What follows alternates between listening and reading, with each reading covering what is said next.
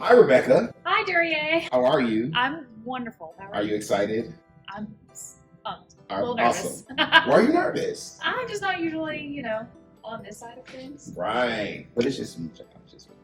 Okay, so welcome to the spot. All access backstage badge for all things spring. I'm glad to have you here. So you work on how many shows a season? I personally stage manage somewhere between 5 to 7 shows a season, but then I oversee all 14 productions that we usually produce. And what is, when you oversee, there's a different title that you have? My regular title is production stage manager, which would be, that would be that title, and then I'm the stage manager for those 7 productions. Excellent. So how did you become a production stage manager? I was at Columbus State getting my degree. Yeah, go figures. Right. And about a month before I graduated, I emailed Matthew Swindell, who is now our director of production here, who had my job at the time. And I said, hey, I'm about to graduate. Do you have maybe a studio show I could do before my lease is up in May? And he said, we could do that, or you could take my job and I'm going to do some other stuff. And so I got this job a month before I graduated. Wow. I stage managed a production of Mary Poppins. Here was the Christmas show that season. And I've been here ever since. And you had experience stage managing, I'm assuming, from CSU. Yes, that's what I wanted to do. That was my focus, was stage management. So I had done probably 3 or 4 productions in college. Some people know, like, freshman year, I want to stage manage. Some people find out later on. When did you decide that this is the direction you want to go? Well, I actually started as an English major at a different college at Shorter University, and then I have cousins who are actors. Okay. And family connection. Yeah, and my older cousin Christopher, who since worked here at Springer, was a senior at my old college in the theater department. So I would like sneak down and how do I help? What can I do? Right. And eventually they were like, we think this matches your skills. And I stage managed once in high school. And so it just sort of fit, and I just fell in love. And so when I transferred to CSU, in fact, part of the reason I transferred to CSU was because of how strong the stage management program is there. And it is very strong. There have been a lot of great stage managers to come out of that program, so that's what really appealed to me. Shout out to Tim McGraw. Yes, learned everything I know from Tim McGraw. He definitely I wasn't a stage manager. I mean, I had to take the class, but just the stage managers that I worked under, they were all like super professional, very well prepared. It is definitely a job that I didn't understand the importance of until I got to CSU. So what is your favorite part of being a stage manager? I really enjoy working with the actors, for sure. That's really the thing that drives me in the job is I love to help artists produce their art. And so anything I can do to make the actor's life easier, and because it's a really hard job. I think people think it's just fun and getting to be on stage, but there's a lot to being a performer. So I love supporting them in that. And I also love teaching. I get to teach stage management here. And I also get to sort of teach those student actors who work with us about what it means to work in professional theater. And you mentioned teaching and I'm assuming you're talking about teaching through the academy. Sometimes with the academy, but also the ASMs that work with us here come from Tim McGraw's stage management class. Right. This is how they learn about stage management, either by working the show there or they come here and work with me. And so the ASMs that I have on the show are actively taking the class. And so as I'm running the show and creating all of the paperwork, I'm also teaching them how to do those things. Right. So they get that on-hands experience. What has been your most complicated stage management experience? Like the show that was just like, that show was a beast to run. There's probably a few I could say, but the one that always comes to mind for me is Sweeney Todd. Sweeney Todd. Sweeney Todd. I love that show. Who doesn't love that show? Right. It's incredible. And yeah, it's not one you would initially think. You would think it'd be Beauty and the Beast, That's or Little exactly Mermaid, or I was like, she's gonna say Beauty and the Beast. You would absolutely think so. But those are kind of straightforward in their complications. Okay. Whereas Sweeney Todd is very deceptively complicated because it's an opera. So the music never stops. There's no wiggle room. If you don't get a scene change done in time, if something doesn't go to plan, there's no vamp. There's no blackout until it's fixed. The show just keeps rolling and you have to stay with it. And there's a lot of complications with the chair that you have to use to send the actors on. There's a lot of safety concerns there. And it's the only time in my career, knock on wood, that I've had to hold a show.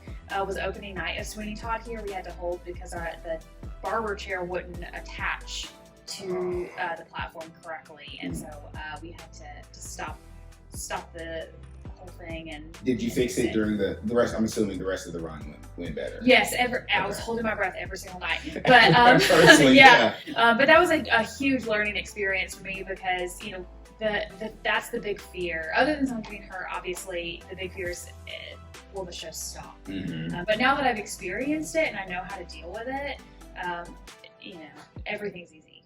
That's a great way to look at things. Like, that thing you're dreading happens, and then you learn that you can actually deal with it. So you don't want it to happen, but at least if it does happen, you have the ability to maintain.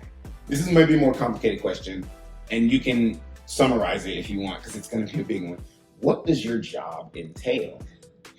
That is a great and complicated question. Right. I think that means something different to every theater and every stage manager, but the nuts and bolts of it is I am in charge of organizing the show, managing the show. I like to think of it as I'm one of the few people who isn't in necessarily a creative role. I'm here to facilitate the creation. That doesn't mean I don't get to have opinions or make suggestions sometimes if the situation allows for it. But it's my job to take the designs of the designers of the show, the director, what the actors are doing on stage, and make it all fit together in a logistical way. Right. So I'm using paperwork, I'm making sure that we're all on time with our schedules, that everything we need to do happens. So that's working with the crew, like I said, the actors, everybody, all throughout the rehearsal process, and tech. I'm making sure all the meetings happen.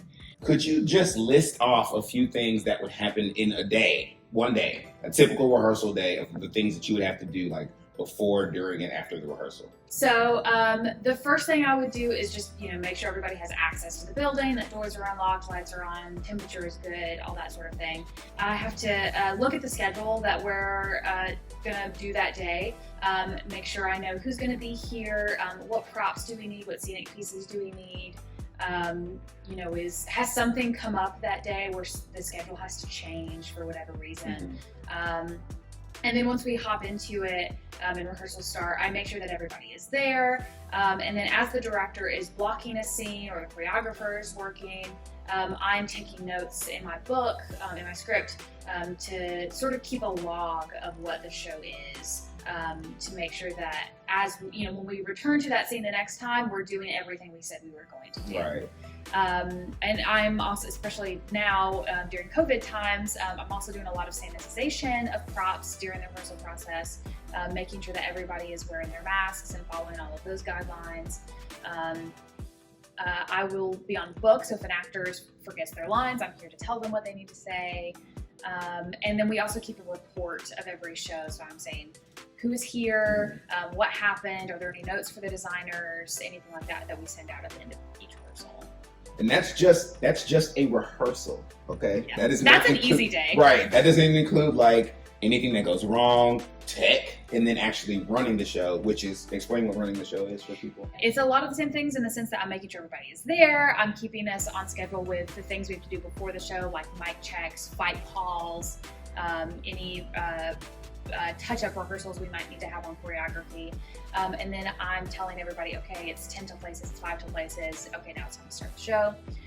But then I'm also in the booth calling the show, which basically means I am telling all of the technicians what they need to do at each moment of the show. So I'm calling the light cues, the sound cues, the scenic cues, the fly cues, special effects, anything like that. I'm telling them when each of their cues needs to happen so that they're all coordinated together. Right. The stage manager is, after the show opens, it's kind of their responsibility to make sure it stays the same show that the director and the choreographer made. I was told once that as a stage manager, I'm the foster parent of the show. That it's not my child, but it's my responsibility to take care of it and nurture it and make sure that they return to the parent the way that I've seen it. That makes a lot of sense. Right now, you're working on Best Little Warehouse in Texas. Now, I know that rehearsals just started like maybe 2 days ago, but you probably started work on this show a lot longer ago. How long ago did you start working on the show? I probably first read the script last May. when we selected the season, and then we started having meetings for this show in August. Well, also, again, because of this year with the delay of everything, we were able to sort of get a head start on all of our pre-production meetings. So we had a meeting for every single show of the season way back in August. Okay. So yeah, many months. This show, we have like people doing double duty. So you have 3 actors. Actually, you have 4 people in the show who are also doubling as technicians. The Tatum Claire's assistant directing. You have Keith McCoy, who's the choreographer, and also is Melvin P. Thorpe. You've got Mona, who's our musical director, Debbie Anderson, and you've got Paul, of course, who's the director and playing the sheriff. So are there extra tasks for a project like this that you have to pick up because of the fact that there are people who are doing double duty? Absolutely. I mean, luckily, I work with all of these people all of the time. Right. So we are a very coordinated team. We know what we need from each other. When there are times that all 4 of them are on the floor rehearsing, it does sort of also become my job to make sure that the quality of the show is being maintained. Whereas as a stage manager, I'm usually just looking at the logistics. Did you go where we said you should go? Right. But in this case, there might be times where I'm saying, hey, someone's actually getting blocked in this scene, or I'm losing this line, or this isn't reading, I think, the way you want it to be reading.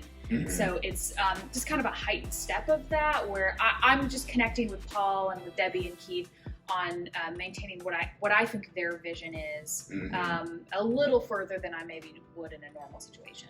I can tell that there's just a rapport that you all have, that you definitely do understand each other's aesthetics. Last one. So last night I was talking rehearsal, and you cracked that whip.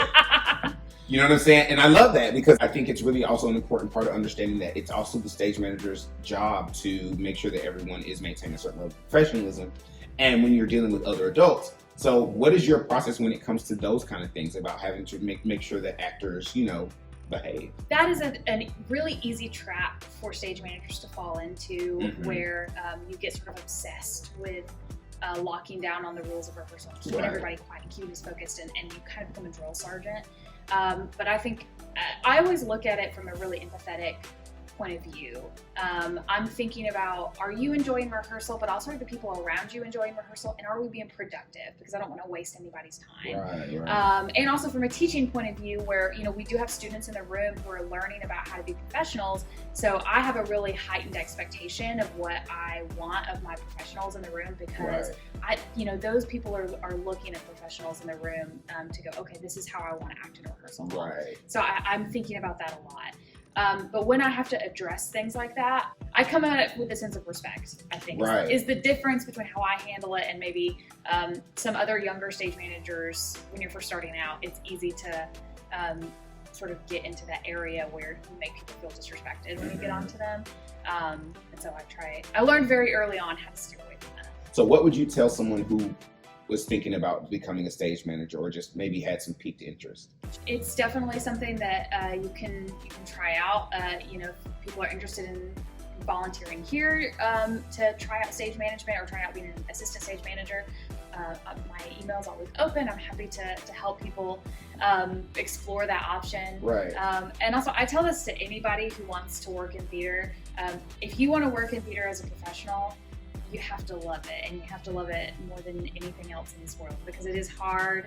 It takes a lot of time, and we're not all millionaires out here working in professional theater, but it's the most joyous thing I could think to do with my life. You're going to spend more of your time at work than you generally spend other places. So having excitement, differences, different days, adventure, people that you can relate to and love who also are going to be professional, that's rare to find. I've always said that Broadway was never for me, because on Broadway, if you're lucky, you're doing the same show for years and years and years, and that sounds like torture to me. I love our schedule that every 3 weeks things are changing. Right. The most we rehearse here is 3 weeks, and the most we run a show is 3 weeks. So as soon as I'm done with one show, I'm on to the next. And while that can be really stressful and difficult, it's also really fun to always have a new project to work on. My last show was Singing in the Rain. My next show is Spamalot. All 3 of these shows could not be more different. Right. And so it's good for my soul to be able to switch tones and just have something new and exciting over the horizon. You can check out more interviews on thespringeroperahouse.org. See you next time.